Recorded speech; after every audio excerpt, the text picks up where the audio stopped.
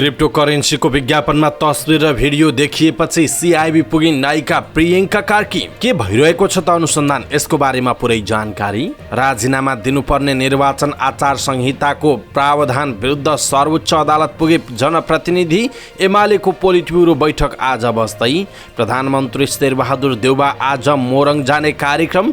गठबन्धनको खटपट मिलाउने काम निर्वाचन आयोगको हो भन्दै नेकपा एमालेका अध्यक्ष केपी शर्मा ओलीको प्रश्न।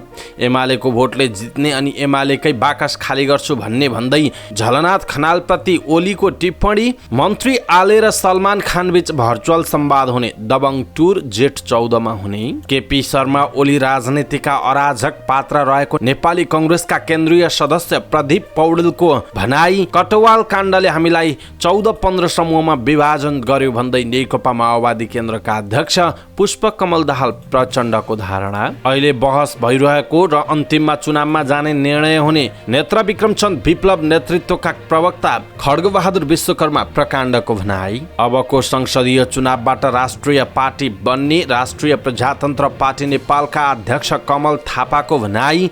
मिलन पाण्डेले दिएको रिटमा सर्वोच्चले दिएन अन्तरिम आदेश। यातायात कार्यालयको सवारी दर्ता किताब बिचौलियाको साथमा भेटियो। सरकारी निकायलाई गाडी किन्न अर्थ मन्त्रालयले गर्यो कडाई। विद्युत नियमन आयोगका 3 पदाधिकारीलाई तत्काल नहटाउन सर्वोच्च अदालतको आदेश। 7 महिनापछि भारतले बल्ल पायो नेपाली राजदूत। काठमाडौँको फोहोर उठाइसक्न 2 हप्तासम्म समय लाग्ने। नेप्सेको वर्गीकरण क वर्गमा 36 वटा कम्पनी परे। नेप्से परिसूचक दोहोरो अङ्कले घट्यो। कुन कम्पनीले कमाए, कुन कम्पनीले गुमाए, यसको बारेमा पुरै जानकारी। रुसी आक्रमणपछि युक्रेनका झण्डै 1 करोड मानिस घर छाडेर भाग्न बाध्य।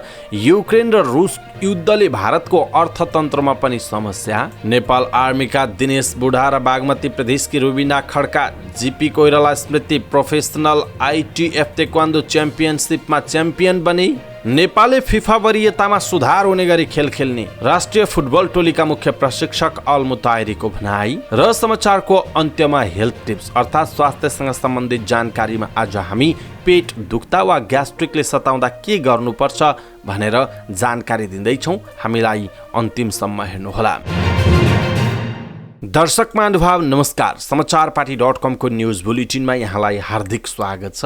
म प्रहलाद चन्द्र घिमिरे। सदाको झैँ आज पनि हामी उपस्थित भएका छौँ आजका महत्त्वपूर्ण समाचार ब्रेकिङ न्युज अपडेटहरू लिएर। हामीलाई अन्तिमसम्म हेर्नुहोला अनि हाम्रो मेहनतका लागि यो भिडियोमा एउटा लाइक अवश्य गर्नुहोला। दर्शक महानुभाव कहाँबाट हेर्दै हुनुहुन्छ अनि कस्तो लाग्दैछ आफ्ना कुराहरू तलको कमेन्ट बक्समा कमेन्ट गर्नुहोला। दर्शक महानुभाव आज मिति विक्रमसम्म 2078 साल चैतको 7 गते सोमबार इस्वीसम्म सन् 2022 मार्चको 21 तारिक चैत कृष्ण तृतीया तिथि रहेको छ। र कहाँबाट हामीलाई हेर्दै हुनुहुन्छ कस्तो लाग्दैछ, देशभित्र हुनुहुन्छ भने आफू रहेको गाउँठाउँ सहर जिल्लाको नाम लेख्नुहोला। विदेशमा हुनुहुन्छ भने कुन देशबाट हेर्नु भएको छ त्यो कुरा लेख्नुहोला। आज पहिलोचोटि हो भने फर्स्ट टाइम भने लेख्नुहोला। दैनिक हेर्नुहुन्छ भने रेगुलर भनेर लेखिदिनु होला। पलपलको न्युज अपडेटका लागि हाम्रो च्यानललाई सब्स्क्राइब गर्नुभएको छैन भने सब्स्क्राइब गर्नुहोस् अनि नजिकै आउने बेल आइकनलाई क्लिक गर्नुहोला। यस्तै महत्त्वपूर्ण र ताजा समाचारहरू पढ्नका लागि हाम्रो वेबसाइट www.समाचारपाटी.com लगइन गर्नुहोला। हाम्रो फेसबुक पेज, ट्विटर, इन्स्टाग्राम, टिकटकमा समाचार पार्टी सर्च गरेर फलो गर्न नबिर्सिनुहोला। आउनुहोस् दर्शक महानुभाव आजका महत्त्वपूर्ण समाचार सुरु गरौँ। क्रिप्टो करेन्सीको विज्ञापनमा तस्बिर आएपछि प्रियङ्का कार्की प्रहरीकोमा पुगेको प्रसङ्गबाट। क्रिप्टो करेन्सी विज्ञापनमा आफ्नो तस्बिर दुरुपयोग गरिएको भन्दै अभिनेत्री प्रियङ्का कार्कीले प्रहरीको केन्द्रीय अनुसन्धान ब्युरो सिआइबीमा उजुरी दिएकी छिन्। केही फेसबुक पेजबाट सेयर गरिएको क्रिप्टो करेन्सीको क्षेत्रीय विज्ञापनमा आफ्नो भिडियो र तस्बिर राखिएको भन्दै प्रियङ्का आइतबार सिआइबीको कार्यालय पुगेकी थिइन्। उनले फोटो दुरुपयोग गर्ने दोषीलाई पक्राउ गरी कानुन बमोजिम कारबाही गर्न माग गर्दै उजुरी दिएकी हुन्। मेरो फोटो मिसयुज गरेर क्रिप्टो करेन्सीको विज्ञापन बनाइएको रहेछ, दोषी पत्ता लगाएर कारबाहीको माग गर्दै उजुरी गरेकी छु, प्रियङ्काले भनेकी छिन्। उनले अगाडि भनेकी छिन्, मलाई कसैले बोलाएको होइन, प्रहरीलाई छानबिनमा सघाउन र उजुरी दिन आएकी हुँ। फोटो दुरुपयोग गर्ने व्यक्ति र फेसबुक पेजबारे प्रहरीले अनुसन्धान सुरु गरिसकेको उनले बताएकी छिन्। सिआइबीका प्रवक्ता प्रहरी उपरीक्षक श्याम कुमार महतोले प्रियङ्काले क्रिप्टो करेन्सीलाई प्रमोसन गर्ने हिसाबमा सामाजिक सञ्जालमा प्रयोग भएको एक तस्बिर पोस्ट भएपछि उनीसँग सोधपुछ गरिएको बताउनुभयो। नेपाल राष्ट्र ब्याङ्कले नेपालमा क्रिप्टो करेन्सी कारोबारलाई अवैध घोषणा गरिसकेको छ। स्थानीय तह निर्वाचनमा उम्मेदवारी दिनु अघि राजीनामा दिनुपर्ने निर्वाचन आचार संहिताको प्रावधान विरुद्ध जनप्रतिनिधि नै सर्वोच्च अदालत पुगेका छन्। सिन्धुपाल्चोकको हेलम्बु गाउँपालिकाका अध्यक्ष निमा ग्याल्जेन शेर्पाले सर्वोच्च अदालतमा रिट निवेदन पेश गर्नुभयो। केही कागजात नपुगेर उहाँको रिट भने दर्ता भएको छैन। आचार संहिताले आफ्नो संवैधानिक हकमाथि प्रहार गरेको र निर्वाचनमा उम्मेदवारी दिने अधिकार कुण्ठित हुने भएकाले कानुनी उपचार खोजेको अध्यक्ष शेर्पाले बताउनुभयो। प्रतिनिधि सभाको निर्वाचनमा उम्मेदवारी दिँदा प्रधानमन्त्रीले राजीनामा दिनुपर्ने, मन्त्रीहरू झण्डा हल्लाएर भोट माग्न जान पाउने शेर्पाले भन्नुभयो। हामी स्थानीय तहमा बसेर जनताको काम गर्ने प्रतिनिधिले फेरि उम्मेदवारी दिँदा किन राजीनामा दिनुपर्ने? 1 महिनासम्म जनताको काम कसले हेर्छ? उहाँको प्रश्न छ। शेर्पाले कानुनी प्रतिरक्षा गर्ने वरिष्ठ अधिवक्ता बालकृष्ण नेउपानेका अनुसार निर्वाचन आयोगले 3 चैतमा जारी गरेको निर्वाचन आचार संहिता 2078ले जनप्रतिनिधिको संवैधानिक र कानुनी हकमा प्रतिकूल असर पारेको बताइएको छ। नेकपा एमाले आजका लागि पार्टीको पोलिट ब्युरो कमिटीको बैठक बोलाएको छ। आज दिउँसो बबरमहल स्थित कार्की ब्याङ्क्युटमा बैठक बस्ने एमाले केन्द्रीय प्रचार विभागका उपप्रमुख विष्णु रिजालले जानकारी दिनुभयो। बैठकमा समसामयिक राजनीतिक परिस्थिति र चुनावको तयारीका बारेमा छलफल हुने उहाँले बताउनुभयो। पोलिट ब्युरो कमिटीमा 19 जना पदाधिकारी, 26 जना स्थायी कमिटी सदस्यसहित 79 सदस्य छन्। त्यस्तै एमालेको केन्द्रीय कमिटीको बैठक 9 र 10 चैतमा बस्नेछ भने 13 गते स्थायी कमिटीको बैठक बस्ने बताइएको छ। प्रधानमन्त्री शेरबहादुर देउबा आज मोरङ जाँदै हुनुहुन्छ।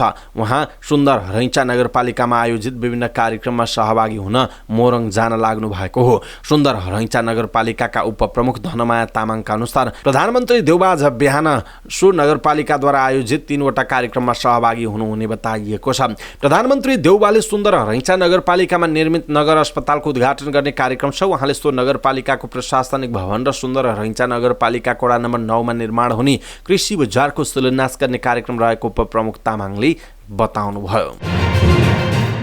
नेकपा एमालेका अध्यक्ष केपी शर्मा ओलीले निर्वाचन आयोगमाथि गम्भीर प्रश्न उठाउनु भएको छ।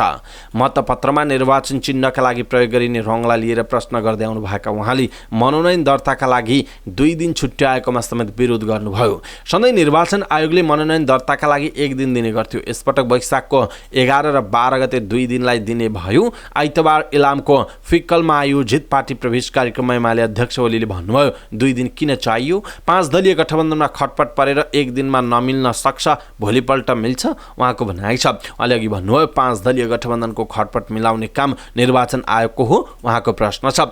एमाले अध्यक्ष ओलीले चुनाव चिन्हको रङ हरियो राखेकोमा समेत आयोगको आलोचना गर्नुभयो। 5 दलीय गठबन्धनले निर्वाचन आयोगलाई दुरुपयोग गरेर आफ्नो पक्षमा पार्न चाहेको उहाँको आरोप रहेको छ।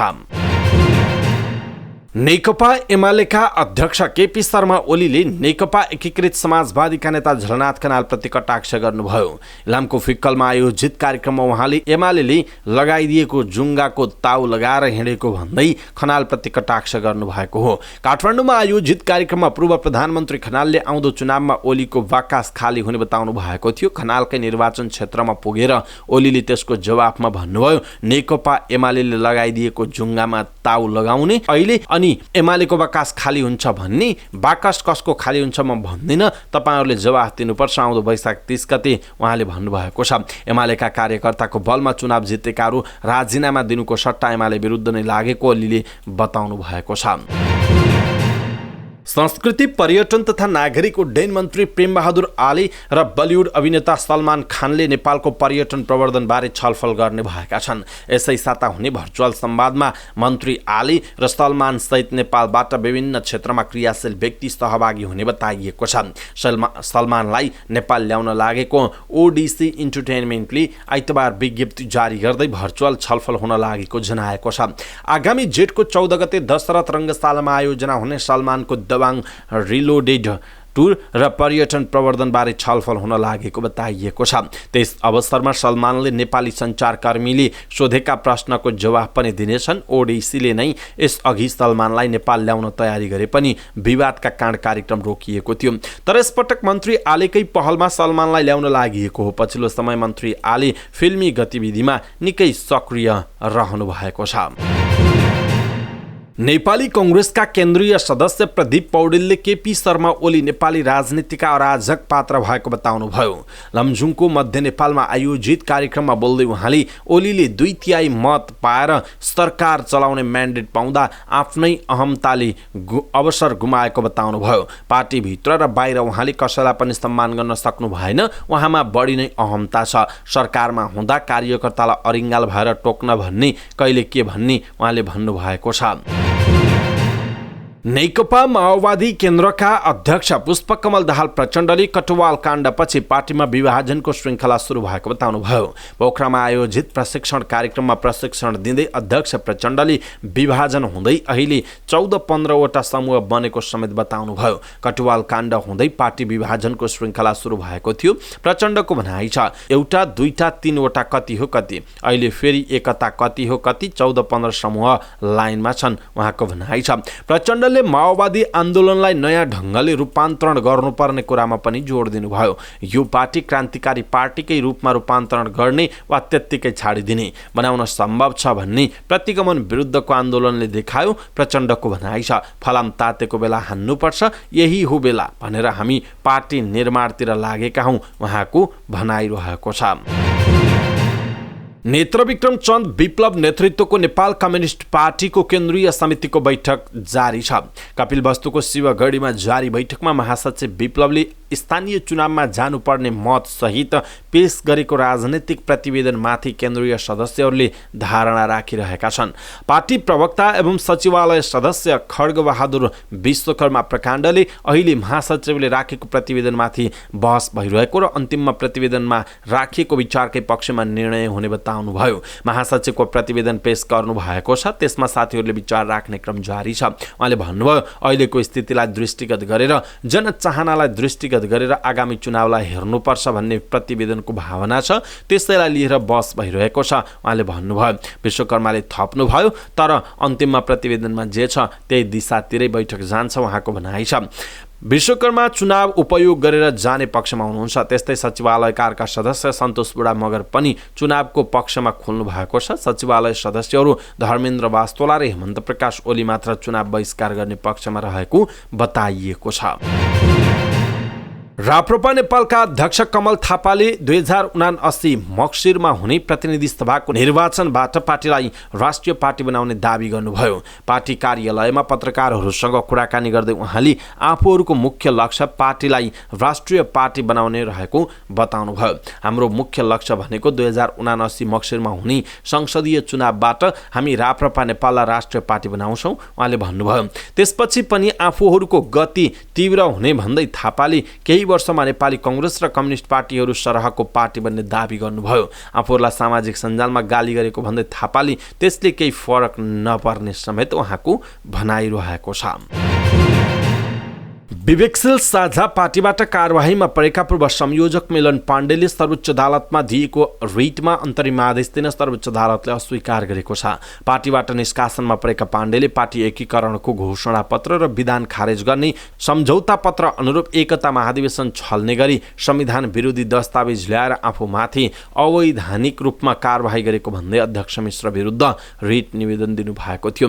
पाण्डेले दायर गरेको रिट निवेदनमा अदालतले आन्तरिक आदेश दिन अस्वीकार गरेको हो। सर्वोच्च अदालतका न्यायाधीश ईश्वर प्रसाद खतिवडा र सुषमालता माथेमाको संयुक्त इजलासले दुवै पक्षको छलफलपछि माघ बमोजिम अन्तरिम आदेश दिनु नपर्ने आदेश दिएको हो। यातायात कार्यालयको सुन्तीको रजिस्टर बिचौलियाको साथबाट बरामद भएको छ। महानगरीय प्रहरी परिसर ललितपुरले ठगीको अनुसन्धान गर्ने क्रममा पक्राउ परेका बिचौलियाको साथबाट यातायात कार्यालयको सवारी दर्ता किताब बरामद भएको बताइएको छ।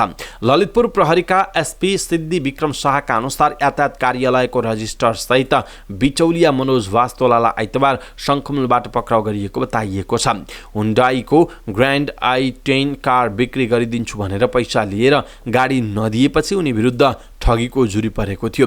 एसपी शाहले भन्नुभयो, उनले पीडितको नाममा सारिएको ब्लू बुक पनि दिएका थिए तर गाडी दिएका थिएनन्। यही विषयमा अनुसन्धान गर्दै जाँदा वास्तोलासँग सरकारी कागजातहरू नै भेटिएको शाहले बताउनुभयो। उहाँका अनुसार उनीसँग बरामद दुई रजिस्टरमा 1109 र 1690 नम्बर लेखिएको छ। दोस्रो रजिस्टरमा 4540 देखि 46 से 79 सम्म 26 च लेखिएको छ।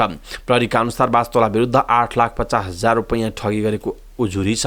अब सरकारी लिखत कृत्यमा पनि अनुसन्धान हुनेछ। सरकारी रजिस्टर कहाँबाट आयो भन्ने विषयमा अनुसन्धान भइरहेको प्रहरीले जनाएको छ।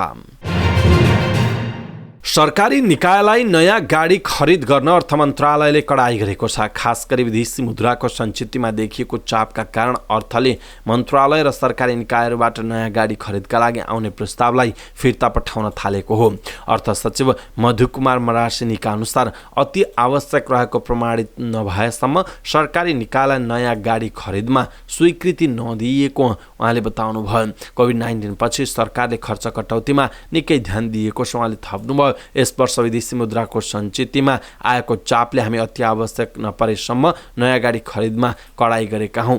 पछिल्लो समय निर्वाचन आयोग, सुरक्षा निकाय सहितका सरकारी निकायबाट गाडी खरिदको बढी माग मन्त्रालयमा आएको बताइएको छ। सर्वोच्च अदालतले विद्युत नियमन आयोगका 3 जना पदाधिकारीलाई तत्काल पदबाट नहटाउनु भनी अल्पकालीन अन्तरिम आदेश जारी गरेको छ। सर्वोच्च अदालतले आयोगका अध्यक्ष डिल्ली बहादुर सिंह र सदस्य भागीरथी गेवालीलाई तत्काल पदबाट नहटाउनु भनी आदेश दिएको हो। आइतबार न्यायाधीश डाक्टर आनन्द मोहन भट्टराईको इजलासले तत्काल पदबाट नहटाउनु र दुवै पक्षलाई छलफलका लागि बोलाउनु भनी आदेश गरेको छ। राष्ट्रपति विद्यादेवी भण्डारीले डाक्टर शङ्कर प्रसाद शर्मालाई भारतका लागि नेपाली राजदूतमा नियुक्त गर्नुभएको छ। संविधानको धारा 282 बमोजिम राष्ट्रपति भण्डारीले शर्मालाई भारतका लागि आवश्यक राजदूत नियुक्त गरेको राष्ट्रपतिको कार्यालयले जनाएको छ। सरकारले गत कार्तिक 11 सिफारिस गरेका शर्माको संसदीय सुनवाई मक्सिरको 22 गरिएको थियो। संसदीय सुनवाई समितिले नाम अनुमोदन गरेपछि मक्सिरको 24 परराष्ट्र मन्त्रालयले भारतलाई सहमतिका लागि पत्र पठाएको थियो। तर भारतले 3 महिनापछि सहमति एग्रिमो पठाएका कारण शर्माको नियुक्ति ढिलो गरी भएको हो। डाक्टर शर्मासँगै सिफारिस भएका ज्ञानचन्द्र आचार्य बेलायत र श्रीधर खत्री अमेरिकाका लागि यसअघि नै राजदूतमा नियुक्त भइसकेको बताइएको छ। फागुन महिनामा मात्रै काठमाडौँमा 19 दिन फोहोर उठ्न सकेन। फागुनको 1 गतेदेखि 3 पिप्लेका स्थानीय सडक कालोपत्रे गर्न माग गर्दै 12 दिन अवरोध गरेका थिए। फेरि फागुनको अन्तिम साता शेषडोल र बन्चरे डाँडाका स्थानीयले 1 हप्ता फोहोर फाल्न रोकेका छन्। झन्डै 3 हप्ता काठमाडौँ उपत्यकाबाट फोहोर उठ्न नसकेपछि अहिले पनि ठाउँ ठाउँमा थुप्रो लागेका छन्। नियमित रूपमा पूर्ण क्षमतामा फोहोर उठाउँदा पनि अहिलेसम्म जम्मा भएको फोहोर उठाइसक्न करिब 2 हप्ता लाग्ने महानगरपालिकाको अनुमान रहेको छ। महानगरपालिकाको वातावरण विभागकी प्रमुख सरिता राईका अनुसार करिब 200 सवारीले नियमित रूपमा नुवाकोटको सिस्टोल स्थित ल्यान्डफिल साइटमा फोहोर लगिरहेका छन्। उहाँका अनुसार नियमित रूपमा फोहोर उठाउन अवरोध नभएमा 1 देखि 2 हप्ताभित्र उपत्यकाको फोहोर सिस्टोलमा विसर्जन गर्न सकिने बताइएको छ। नेपाल स्टक एक्सचेन्ज नेप्सेले कम्पनीहरूको नयाँ वर्गीकरण गरेको छ। नेप्सेले आइतबार सार्वजनिक गरेको वर्गीकरणको नतिजा अनुसार क वर्गमा 36 वटा कम्पनी परेका छन्। क वर्गमा 25 वटा वाणिज्य बैङ्कहरू परेको बताइएको छ। यसै गरी क वर्गमा 4 वटा विकास बैङ्क, 2 वटा फाइनान्स कम्पनी, 3 वटा हाइड्रो पावर कम्पनी र 1 वटा लघुवित्त र उत्पादनमूलक कम्पनी रहेको बताइएको छ। साताको पहिलो दिन आइतबार शेयर कारोबार मापक नेप्से परिसूचक दोहोरो अङ्कले घटेको छ। नेप्से परिसूचक 14.67 अङ्कले घटेर 2616 अङ्कमा झरेको छ। उता क वर्गका कम्पनीहरूको कारोबार मापन गर्ने सेन्सिटिभ इन्डेक्स पनि 3.01 अङ्कले घटेको छ। नेप्से परिसूचक घटेसँगै कारोबारमा पनि धेरै वृद्धि देखिएन। दिनभर भएका 35,212 कारोबारबाट 224 कम्पनीका 42,87,569 किता शेयर किनबेच भएका छन्। जस अनुसार कारोबार रकम 2,27,46,26,191 रुपियाँमा रोकिएको जनाइएको छ। रुसले आक्रमण सुरु गरेपछि युक्रेनमा झन्डै 1 करोड जना मानिसले आफ्नो घर छोडेर भागेका छन्। संयुक्त राष्ट्र संघीय शरणार्थी एजेन्सीका उच्च आयुक्त फिलिपो ग्रान्डीले ट्विट गरेर रुसको आक्रमणपछि झन्डै 1 करोड मानिस घर छाडेर भागेको बताउनु भयो। यो संख्या युक्रेनको कुल जनसङ्ख्याको 1/4 भन्दा बढी हो। घर छाडेर भागेका मध्ये झन्डै 34 लाख जना मानिस देशै छोडेर भागेको संयुक्त राष्ट्र संघीय शरणार्थी एजेन्सी UNHCRले जनाएको छ।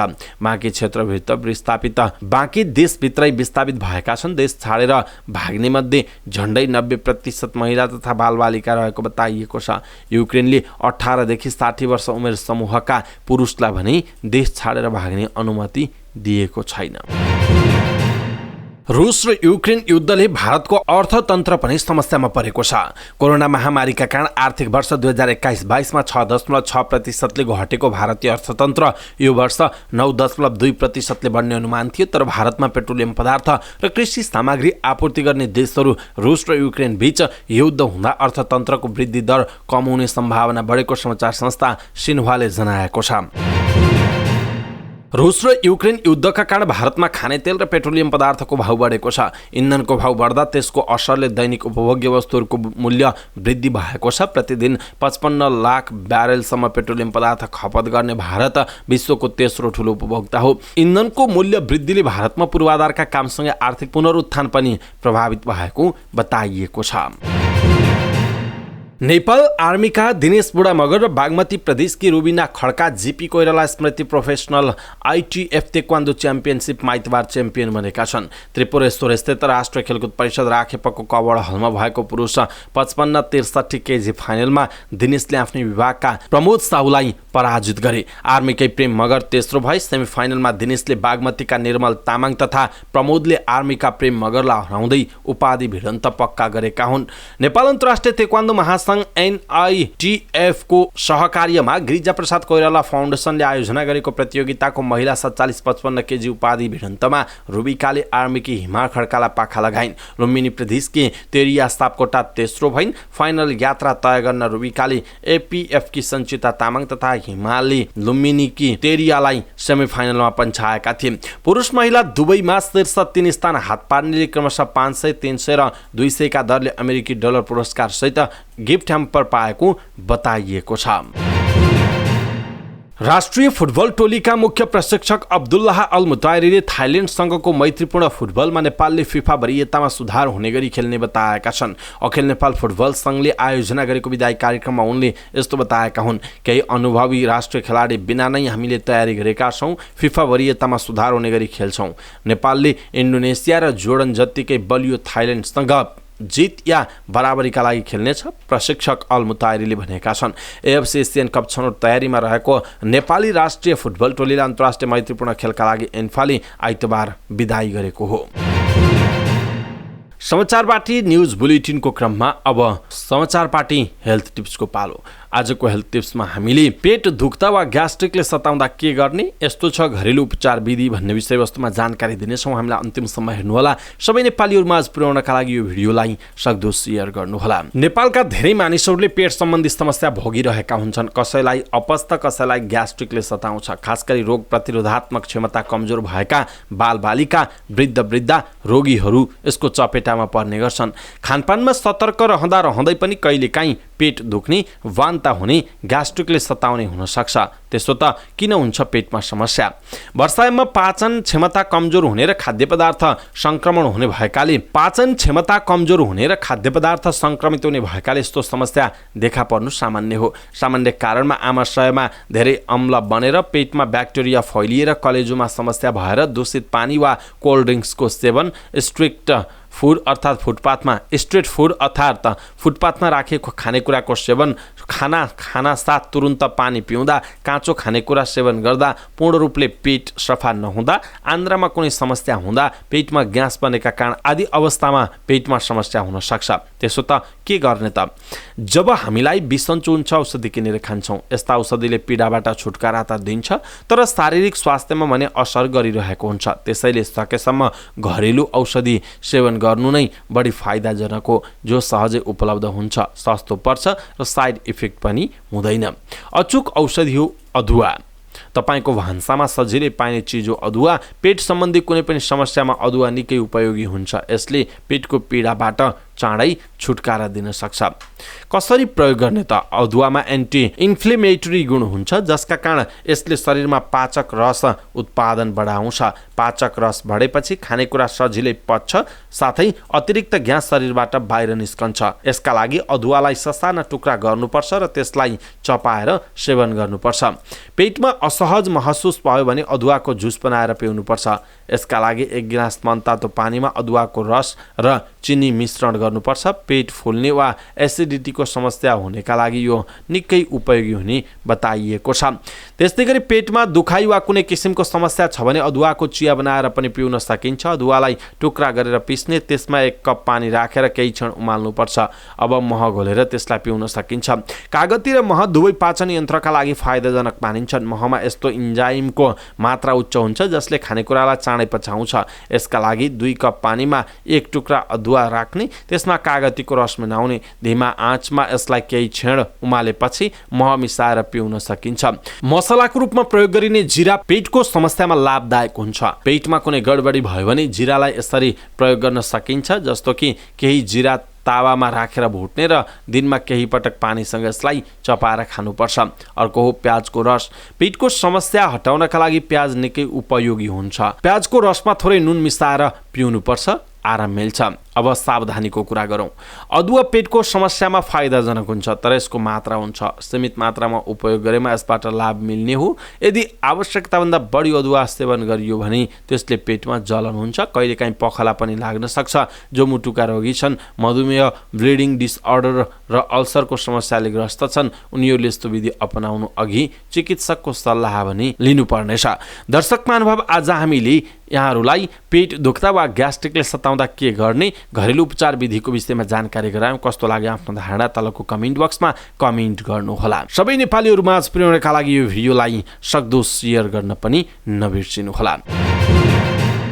दर्शक महानुभाव, समाचार पार्टी न्युज बुलेटिनको क्रममा अब हाम्रो नियमित स्तम्भ समाचार पार्टी माइन्ड क्विज। समाचार पार्टी माइन्ड क्विजको आजको प्रश्न छ, मानिसको शरीरमा इन्सुलिन हर्मोन उत्पादन गर्ने ग्रन्थि कुन हो? मानिसको शरीरमा इन्सुलिन हर्मोन उत्पादन गर्ने ग्रन्थि कुन हो? कृपया आफूलाई लागेको सही उत्तर तलको कमेन्ट बक्समा कमेन्ट गर्नुहोला। हवस् त दर्शक महानुभाव, समाचार पार्टी .com को न्युज बुलेटिन समाचार पार्टी न्युज बुलेटिन आजका लागि यति नै। हामीले प्रस्तुत गरेका समाचारहरूप्रति तपाईँको धारणा के छ?